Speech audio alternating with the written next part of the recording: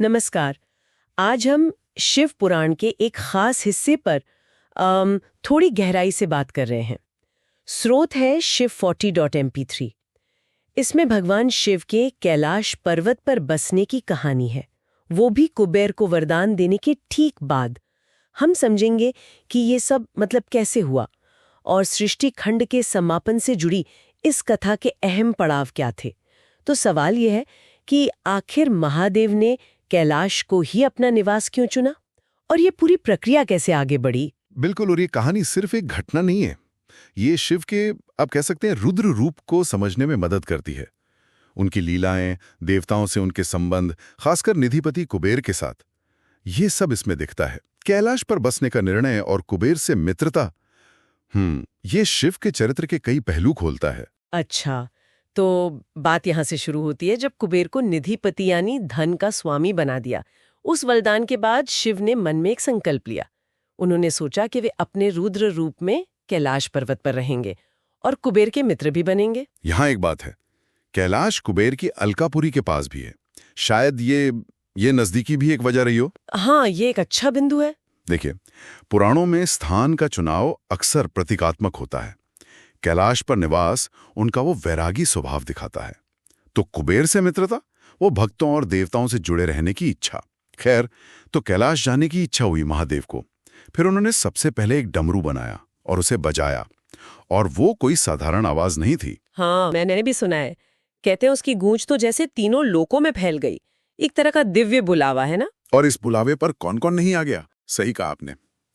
विष्णु, ब्रह्मा, सारे देवता, ऋषि, सिद्ध, अरे यहां तक कि असुर और शिव के अपने गणपाल, मतलब उनके शक्तिशाली सेवक, सब खिंचे चले आए। और इन गणपालों का वर्णन तो अद्भुत है। असंख्य, महाबली, हजारों भुजाओं वाले बताए गए हैं। जटामुकुटधारी, चंद्रचूड़, नीलकंठ, त्रिनेत्र। सोचिए जरा, रत्नों के आभूषण पहने और वो अणिमा जैसी 8 सिद्धियां, मतलब असाधारण यौगिक शक्तियां उनसे युक्त। और तेज, कहते हैं करोड़ों सूर्यों के जैसा तेज। यहां समझने वाली बात यह है कि इन गणों की जो विविधता है और शक्ति है, वो शिव के उस विराट स्वरूप को दर्शाती है। वो स्वरूप जो सृष्टि के हर पहलू को संभालता है, निर्माण से संहार तक। तो उन्हें हर तरह के सहायकों की जरूरत थी। वाह, तो इतने सारे लोगों के आने के बाद रहने की जगह भी तो चाहिए होगी ना। फिर क्या हुआ? बिल्कुल, इसीलिए शिव जी ने देवशिल्पी विश्वकर्मा को बुलाया, देवताओं के दिव्य वास्तुकार। उन्हें आदेश दिया कि कैलाश पर निवास स्थान बनाओ, सिर्फ अपने लिए नहीं बल्कि सभी आए हुए भक्तों के लिए भी। और विश्वकर्मा जी ने भी क्या है कि पलक झपकते ही वहां कई तरह के सुंदर भवन, गृह बना दिए। तो कैलाश सिर्फ एक तपस्या स्थल ही नहीं रहा, वो एक दिव्य केंद्र बन रहा था। फिर भगवान श्री हरि यानी विष्णु जी की प्रार्थना स्वीकार करके और कुबेर पर कृपा दिखाकर शिव बड़े आनंद से कैलाश पर्वत की ओर चले। कहते हैं एक बहुत ही उत्तम मुहूर्त में उन्होंने अपने नए निवास में प्रवेश किया। हाँ, और वहां उनका स्वागत वो भी उतना ही भव्य हुआ। विष्णु समेत सभी देवताओं ने, मुनियों ने, सिद्धों ने बड़े उत्साह से उनका अभिषेक किया, पूजा की, आरती उतारी। सबने अपनी अपनी तरह से भेंट दी। आकाश से फूलों की वर्षा हुई, जयकारे गूंजने लगे। असल में ये देवलोक में शिव की जो बढ़ती प्रतिष्ठा थी और उनकी सर्वोच्च सत्ता, ये उसकी स्वीकृति का प्रतीक था। फिर शिव सिंहासन पर विराजमान हुए और सबकी सेवा स्वीकार की। देवताओं ने सुंदर स्तुतियां गाईं और प्रसन्न होकर वो लोक कल्याणकारी शिव हैं ही, तो उन्होंने सबको मनचाहा वरदान दिया।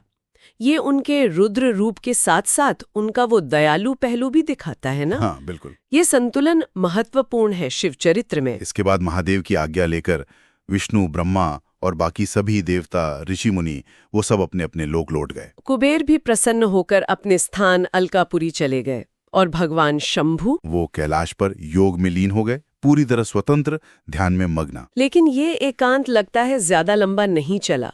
स्रोत बताता है कि कुछ समय योग में बिताने के बाद परमेश्वर शिव ने दक्ष प्रजापति की पुत्री सती को अपनी पत्नी के रूप में स्वीकार किया और फिर वे महेश्वर सती के साथ कैलाश पर विहार करने लगे, लोकाचार का पालन करते हुए। तो यहीं से उनके गृहस्थ जीवन का अध्याय शुरू होता है। बिल्कुल।